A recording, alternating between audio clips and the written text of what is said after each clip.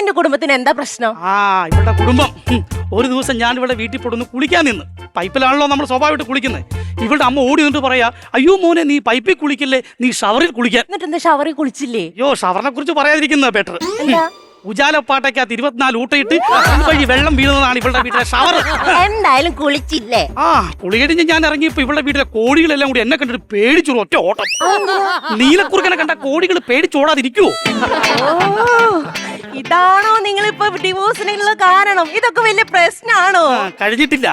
ജീവിച്ചിരിക്കുന്ന എന്റെ ഫോട്ടോയിൽ നീ മാലയിട്ട് തിരികെത്തിച്ചു. അതൊരു പ്രശ്നമല്ലേ? ആര് പറഞ്ഞു? എന്റെ അച്ഛനമ്മ എന്നോട് പറഞ്ഞിട്ടുണ്ട് വിവാഹം കഴിഞ്ഞ ഭർത്താവിന്റെ ദൈവത്തെ പോലെ കാണണം.